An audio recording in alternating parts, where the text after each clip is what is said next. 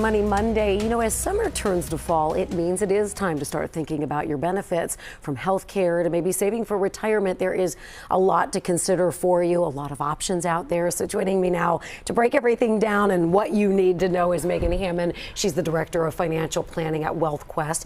Thanks for being here. Thanks for having me. I always feel like you set my mind, excuse me, at ease when it comes to finances. And I think this can be one of those overwhelming times of year when you're looking at especially benefits and enrollment. So what should people really be looking for? Yeah, I think benefit enrollment has gotten a lot more complex over the years because there are a lot more options than there used to be. It is confusing. So I would really encourage people to focus on the types of benefits that tend to change more frequently. So your health insurance benefits, contributions to employer-sponsored plans like your 401k, and then look at any company-specific benefits that are changing, either being added or changed. So typically when people come to me, the questions they're asking are, should I contribute to Roth or traditional pre-tax contributions to my employer plan?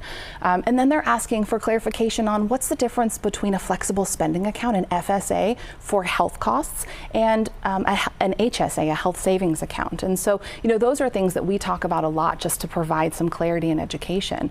But I think it's really important that people understand that there's a lot of really good information out there online, but that companies can have plan-specific information.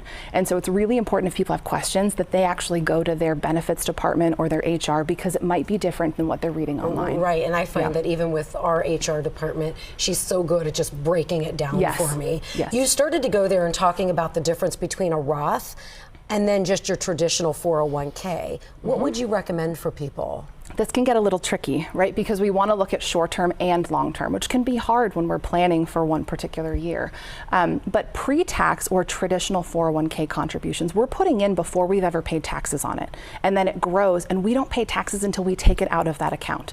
So if I make $50,000 in a year and I put $5,000 into a pre-tax contribution, my taxable earnings look like I made $45,000. So I get to reduce what it looks like I'm making this year.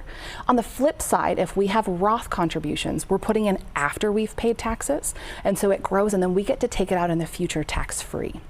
And so really the question we want to ask ourselves is, when do you want that money? Right, and do we think we're going to pay more taxes today or in the future? Because if I'm at the end of my career, peak earnings, right, and I think I'm going to make less in retirement, we want to make sure that we pull out, or we pay taxes today so we can reduce our taxable income.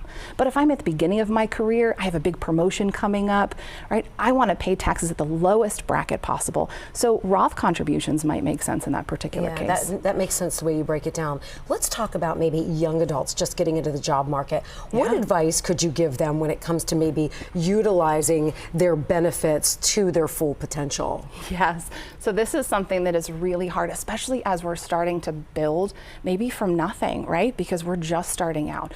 And so we want to make sure that we take advantage of an employer match, for example, right? So if our company says, if we put in 5% of your 401k contributions, we'll match that, right?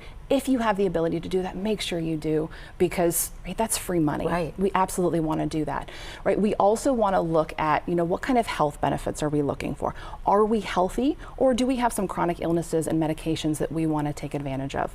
Or that we want a benefit that we can take advantage of. And so when we look at how much are we paying in deductibles versus maybe only covering catastrophic, right? Those are the things that you want to look at, particularly if you're just coming into your career and you want to make sure that you can maximize your benefits, but also save as much as possible for future goals like houses or savings and that kind of thing. Right. Well, I appreciate it. You always make it seem so simple, because I do think it's something that can be really overwhelming. It is. As we were saying, especially when you're younger, but even, as you get older like me. Megan Hammond with WealthQuest, thanks for always being here. Thank you for having me. Absolutely. On this Money